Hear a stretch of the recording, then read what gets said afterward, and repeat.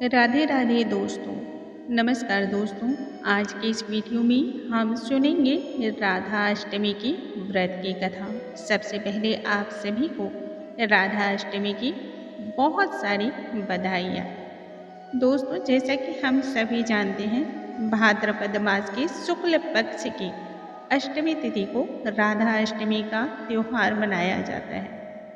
यह त्योहार राधा जी के जन्मोत्सव के उपलक्ष्य में मनाया जाता है। कहा जाता है, जो भी भक्त राधा अष्टमी के इस कथा का श्रवण करता है उसे संपूर्ण सुखों की प्राप्ति होती है। भगवान श्री कृष्ण सदैव उस भक्ति के साथ होते हैं। जहाँ राधा है वहाँ कृष्ण है, और जहाँ कृष्ण है वहाँ राधा है। राधा भगवान श्री कृष्ण के प्राणों की अधिष्ठात्री देवी हैं, इसलिए भगवान इनके अधीन रहते हैं। यह संपूर्ण कामनाओं को पूर्ण करती है, इसी कारण इन्हें राधा कहा जाता है। इस पृथ्वी लोक में अनेक प्रकार के व्रत और त्योहार किए जाते हैं, परंतु राधा अष्टमी का व्रत और त्योहार उनमें भी विशेष है। यह अति ही विशेष फलों को प्रदान करता है। जो भी भक्त राधा अष्टमी की इस कथा का श्रवण करता है उसे सर्वाधिक पुण्यों की प्राप्ति होती है। आइए हम कथा का श्रवण करते हैं। एक बार की बात है, देवर्षि नारद भगवान शिव के चरणों में प्रणाम करके पूछते हैं, हे प्रभु, मैं तो आपका दास हूँ, कृपया कर बतलाइए, मेरे मन में अनेक प्रकार के प्रश्न हैं। आखिरकार यह राधा देवी कौन है? क्या यह लक्ष्मी है या देव पत्नी महालक्ष्मी है या फिर सरस्वती? क्या वे अतरंग विद्या हैं या फिर वैष्णवी प्रकृति हैं? हे प्रभु, कहिए, ये वेद कन्या है अथवा देव कन्या या मुनि कन्या है? मैं समझ नहीं पा रहा हूँ। तब भगवान शिव बोले, हे मुनिवर, अन्य किसी लक्ष्मी की बात क्या कहें? कोटि कोटि महालक्ष्मी उनके चरण कमल की शोभा के सामने तुच्छ कही जाती है। हे नारद जी, मैं एक मुख से तो क्या, अनेक मुखों से भी इसके बारे में वर्णन करने में असमर्थ हूँ। हे देवर्षि, मैं श्री राधा के रूप, लावण्य और गुण आदि का वर्णन करने में अपने आप को असमर्थ पाता हूँ।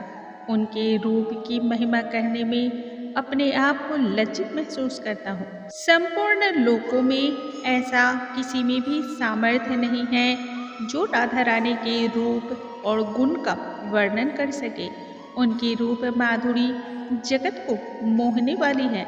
यह भगवान श्री कृष्ण को भी मोहित करके रखती है। यदि मैं अनंत मुख से भी चाहूँ तब भी उनका वर्णन करने की क्षमता मुझ में तनिक भी नहीं है। मैं राधा रानी का क्या वर्णन करूँगा? तब देवर्षि नारद जी बोले, हे प्रभु, श्री राधा जी के जन्म का महात्म्य सब प्रकार से अति श्रेष्ठ माना जाता है। हे भक्त वत्सल, मैं उस कथा का श्रवण करना चाहता हूँ। हे प्रभु, सब व्रतों में श्रेष्ठ सभी राधा अष्टमी व्रत के विषय में मैं भी सुनना चाहता हूँ कि राधा अष्टमी का व्रत किस प्रकार से किया जाता है, राधा रानी की स्तुति किस प्रकार से होती है, उनका किस प्रकार से ध्यान किया जाता है, यह सब आपके श्री मुख से मैं श्रवण करना चाहता हूँ। अतः हे सदाशिव, कृपया कर पूजा का विधान तथा अर्चन आप कृपा कर मुझसे बताएं। आप बतलाने की कृपा करें।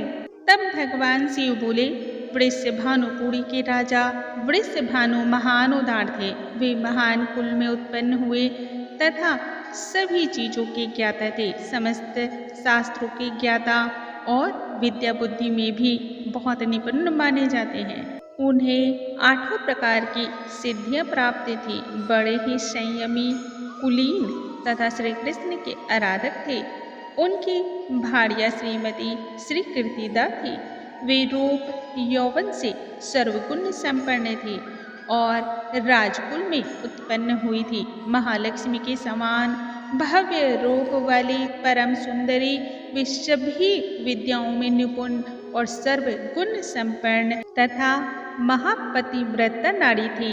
उनके गर्भ से शुभदा भाद्रपद की शुक्ल अष्टमी को मध्याह्न काल में श्री वृंदावनेश्वरी श्री राधा जी प्रकट हुई। हे महाभाग, अब मुझसे राधा जन्म महोत्सव में जो पूजन, भजन, अनुष्ठान, जागरण, कीर्तन जो भी है उन्हें भी सुन लीजिए। सदा श्री राधा अष्टमी के व्रत रखकर उनकी पूजा करनी चाहिए। यदि आप श्री कृष्ण के भक्त हैं तो राधा अष्टमी की पूजा और व्रत अनिवार्य मानी जाती है। जो भी भक्त हैं और साधक हैं उन्हें श्री राधा अष्टमी के दिन जिस प्रकार से कान्हा जी का जन्मोत्सव, जन्माष्टमी का त्योहार व्रत रखकर और अनेक प्रकार के मंगल गानों को गाते हुए पुष्प, ध्वजा, पताका इत्यादि का इस्तेमाल करके भगवान श्री कृष्ण की पूजा अर्चना करते हैं, उसी प्रकार से राधा अष्टमी की पूजा करनी चाहिए।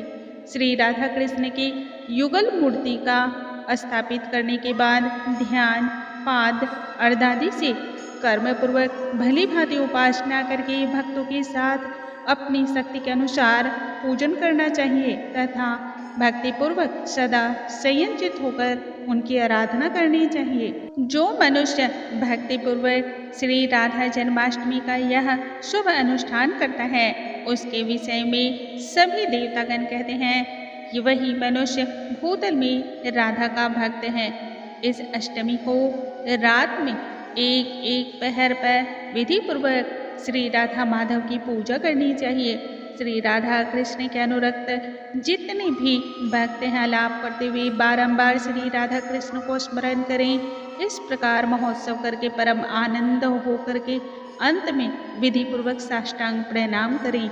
जो पुरुष अथवा नारी राधा भक्ति परायण होकर श्री राधा जन्मोत्सव महोत्सव करता है वह श्री राधा कृष्ण के सानिध्य में श्री वृंदावन में वास करता है। जो मनुष्य इस श्लोक में राधा जन्माष्टमी व्रत की यह कथा का श्रवण करता है वह सुखी, धनी और सर्वगुण संपन्न हो जाता है।